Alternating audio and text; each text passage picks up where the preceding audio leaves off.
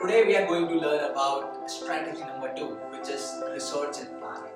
One out of the five strategies which we discussed in our previous session. So today we will be just focusing on this.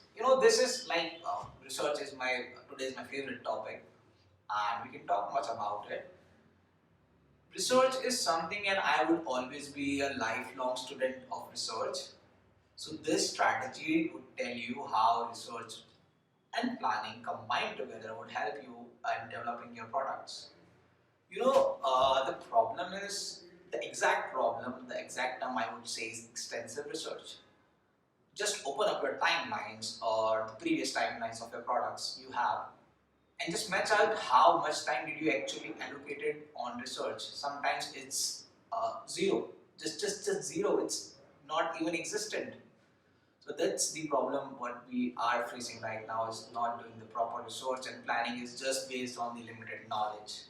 A good product is a series of mistakes, but some of them can already be identified by research and planning and could help you out just knowing all about your product and how you would be handling them. This strategy is divided into three steps just like the previous session. First, let's start with our first step, which is identify potential research features.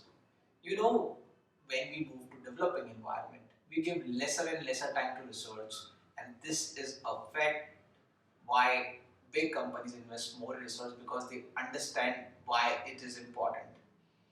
See on your screen, you would be seeing some of the items you could do research on, like selection of tech, like what exactly suits your product.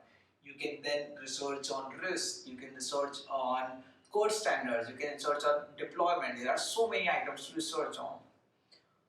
Always just identify the potential features which requires research and filter those out from the shallow decision features which can directly be moved to the production environment.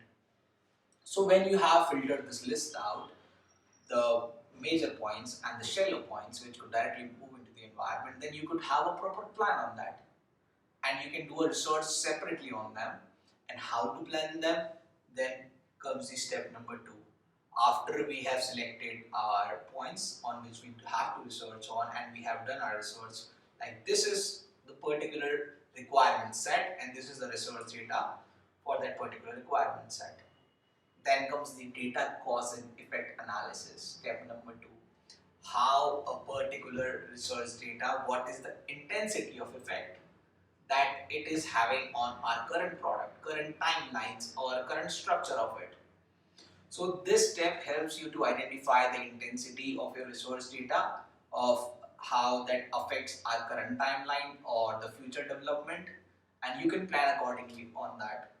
Like is it increasing your timeline, your resources, or decreasing it, or affecting any other feature? And while you are doing all this, it's possible. It's actually possible you find something so good which was never existent before. A proper research give you some know-hows you weren't expecting to have it on your product, but that could help you out to stand out from the market. So that is step number 2, data cause and effect analysis. And there are times when in between the development, this is like real life experience I'm sharing with you.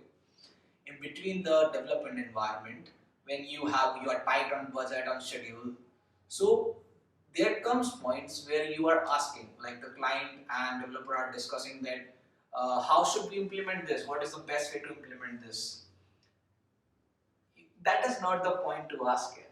You have to plan it in the start. You have to give proper time on research on features in the start in spite of doing it in between. It could like cost you much more than it could have costed before. So that is step 1 and step 2.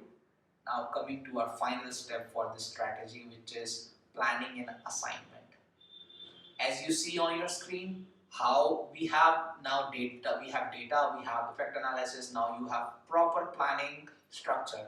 Like some feature requires more research, some is ready to go to production, and some is like you can shift it to the next phase of your timeline and directly to agile release plan. So this step is backed by science. You have a proper data analysis backed by science. Now you can plan on each individual item separately. As a developer as well, I have worked on 18 plus platforms, and trust me when I say this, the decisions we took based on research, which we could have done otherwise, could have created a much more problem in my life. Trust me, research is the most important part. We are missing out on our timelines and our product. So never take this strategy lightly. Always, always, always add this to your timeline and your product planning. You need to know why you are doing something, some action or decision, and what is the reason behind it. Otherwise, there is no sense of it. Thank you. Have a nice day. That was strategy 2. See you in strategy 3. Stay tuned.